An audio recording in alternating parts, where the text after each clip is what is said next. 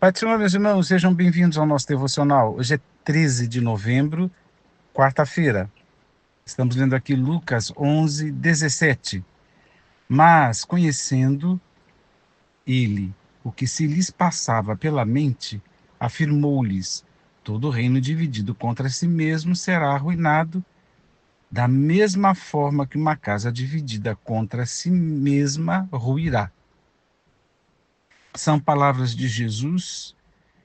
Esse ele aqui é Jesus.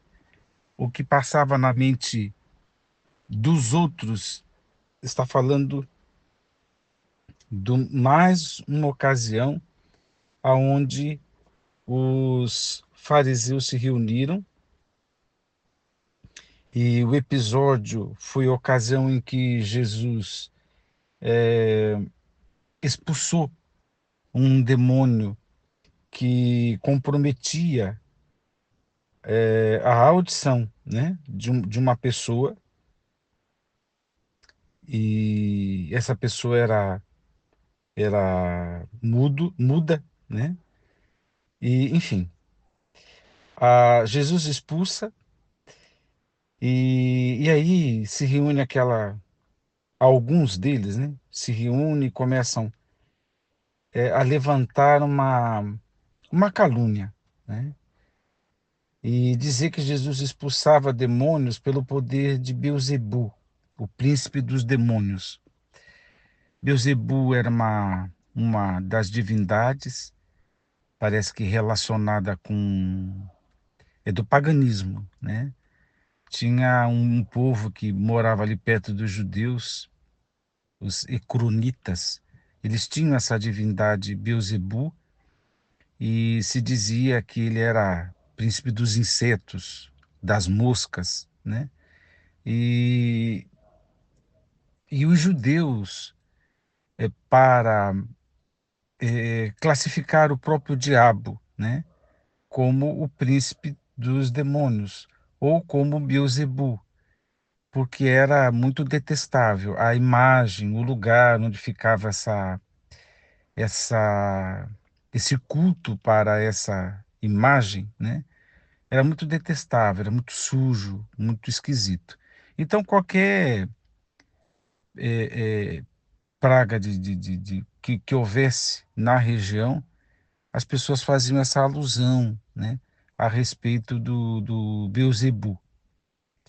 E aí, falar de Beelzebu e dizer que Jesus opera pelo poder de Beelzebu, e principalmente como Beelzebu foi promovido à categoria de Satanás, era tudo detestável, mas era uma falta de lógica, era uma calúnia, era para desqualificar Jesus, e eles estão falando entre eles, não sabemos se estão falando alto a ponto de Jesus ouvir, ou se é isso que o Lucas está registrando aqui, que Jesus conhecia a maldade do coração deles.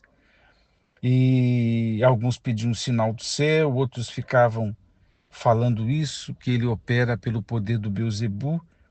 E Jesus responde. Isso está registrado em Mateus, aqui também em Lucas, e em Marcos também, lá no capítulo 3. Jesus respondeu, né? Todo reino dividido contra si mesmo será arruinado, da mesma forma que uma casa dividida contra si mesma ruirá. Então Jesus deu essa resposta, deixando claro a falta de organização do pensamento daquelas pessoas. É mais ou menos assim: ora, vocês estão afirmando que Satanás oprimiu essa pessoa, incomodou essa pessoa, e agora Satanás está me usando para desfazer o que ele fez, né? Ou vocês estão querendo dizer o quê? Jesus não falou isso. Quem está falando sou eu, né? Uma possibilidade de pensamento. Vocês estão dizendo então que Satanás é alguém que está promovendo o reino de Deus, né? Que Satanás é alguém que está permitindo que o nome do Messias seja conhecido, que Satanás está evangelizando, né? São possibilidades. O fato é que Jesus deixou claro. Vocês acham isso lógico? Que Satanás expulse Satanás? Que ele oprima e ele mesmo desfaça o que ele fez?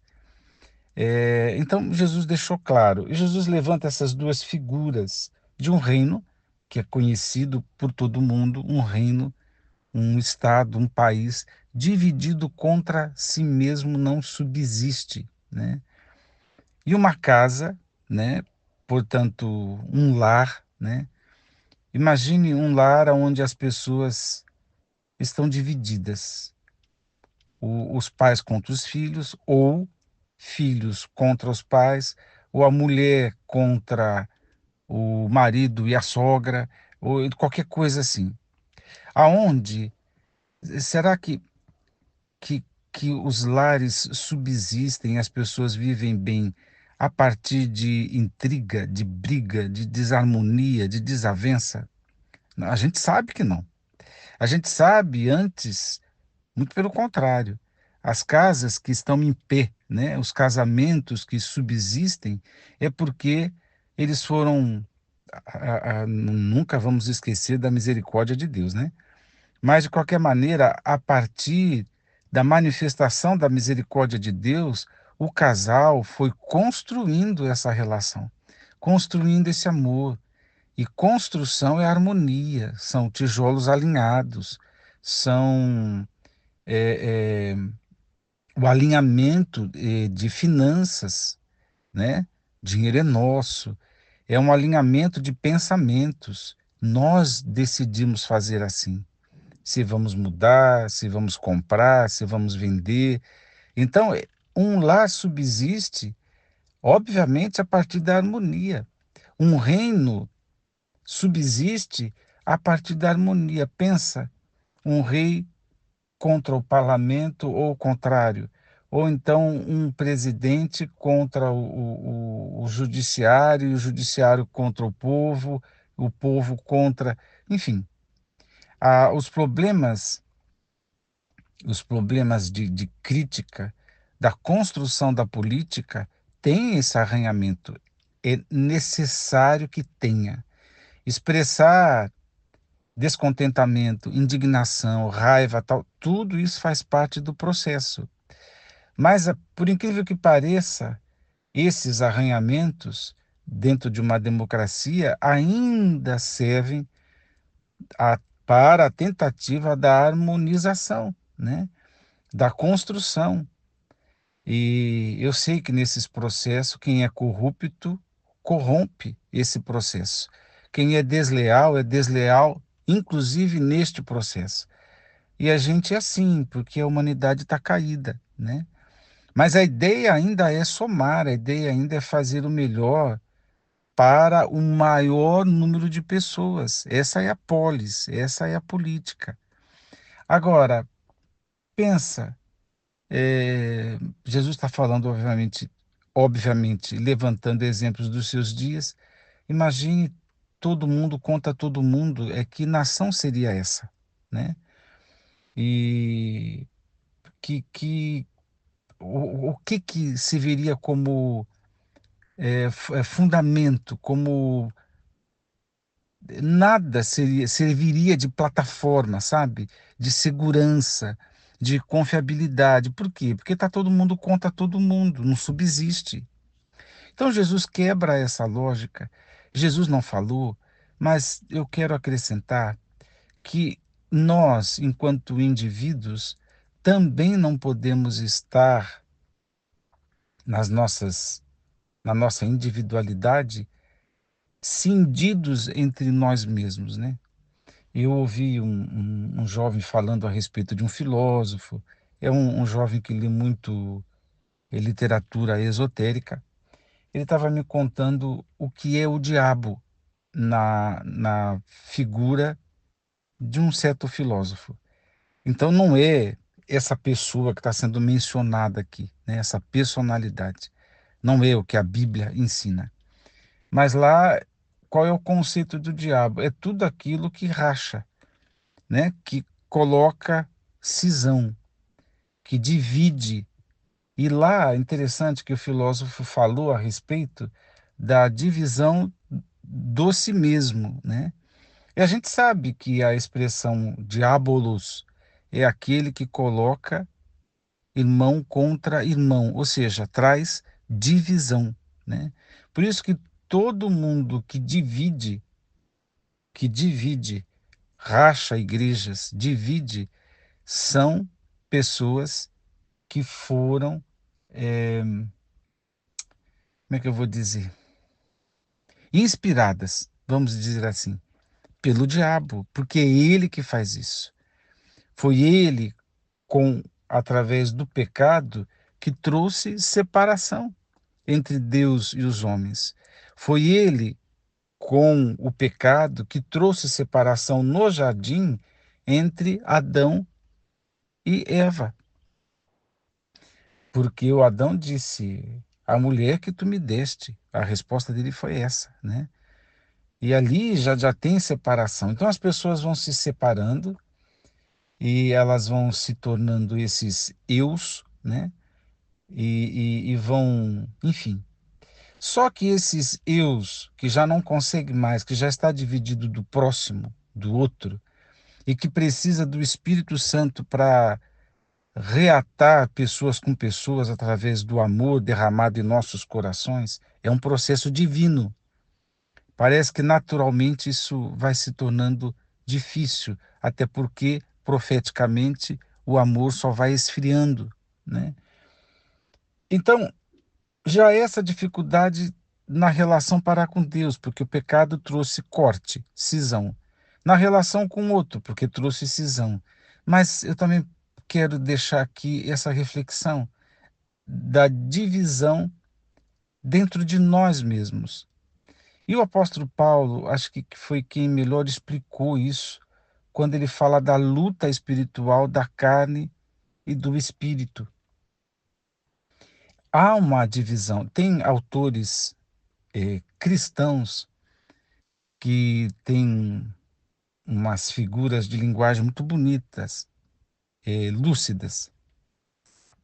O falso, né? Falando daquele eu que está em nós, mas que não quer nada com o espiritual, né? A carne, né, amados? Mas é chamado do falso. Outros autores falam o outro, né? Falando de uma coexistência. Não é nenhuma patologia, não, nenhum transtorno. Isso somos nós, porque nós fomos cindidos, o pecado fez isso, né? Ah, tem um outro autor, são tem tudo nome em inglês, e eu não me atrevo a falar porque eu não sei falar. Mas tem um outro autor americano, este cristão e filósofo, ele disse o monstro, né? O monstro que habita em mim. Então, o falso, o monstro que habita em mim, né? Ah, na psicologia tem aquelas divisões, não vamos entrar por esse caminho, mas você já ouviu falar de ego, do eu, do supereu, o do ego, superego.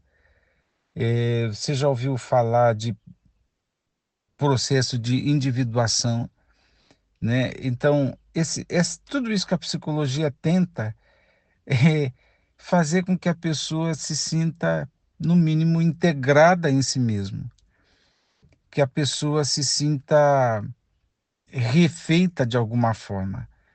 Eu penso que a psicologia tem a sua contribuição, tem as suas sugestões, mas para quem nasceu de novo, nós temos a cruz do Calvário, né? Assim como Jesus ficou pendurado, né? Não ficou nem no céu e nem na terra, ele ficou exatamente pendurado entre o céu e a terra para ser mediador, né? Para religar Deus com os homens com Deus. Jesus fez essa ligação. É Jesus o mediador de todas as coisas, é Jesus que pode nos unificar e nos individualizar neste sentido psicológico. É Jesus quem pode fazer com que o espírito do homem prevaleça contra a sua natureza pecaminosa. E Deus nos ajude, né? Deus nos ajude, porque eu estou aqui apenas lembrando que não subsiste, segundo as palavras de Jesus, um reino dividido, uma casa dividida e um ser humano dividido. Então, amados, vamos lutar para a inclinação do Espírito, vamos lutar para que o Espírito prevaleça, para que o monstro, o falso, o outro, o, sei lá, qualquer outro nome que apareça por aí, seja vencido no nome de Jesus e que tenhamos mesmo o caráter de Cristo e sejamos cheios do Espírito Santo. Deus te abençoe a pensar nestas coisas. E quando a outra voz que não quer saber do espiritual, que o teu espírito tome as rédeas, diga não. É, Então, qual é o conselho? Fortalecei-vos no Senhor, né? Fortalecer o espírito para que essa divisão de nós mesmos não apareça. Deus te abençoe a pensar nestas coisas. Deus te abençoe a compreender que o poder que Jesus operava é o poder de Deus, é a prova de que o reino de Deus se manifestou, né? Isso aqui que foi falado a respeito de Jesus era uma calúnia, porque Jesus é o autor da vida, é santo e jamais poderia ser comparado com algo tão diferente do que ele é. Deus te abençoe. Vamos orar. Pai eterno, graças te damos. Nos ajude, Senhor, a sermos um contigo, a sermos um só espírito, a te imitarmos, a sermos renovados por ti e olhando para ti e buscando o teu exemplo, alcançarmos a tua imagem em nós. É o que eu peço, Pai, no nome de Jesus. Amém.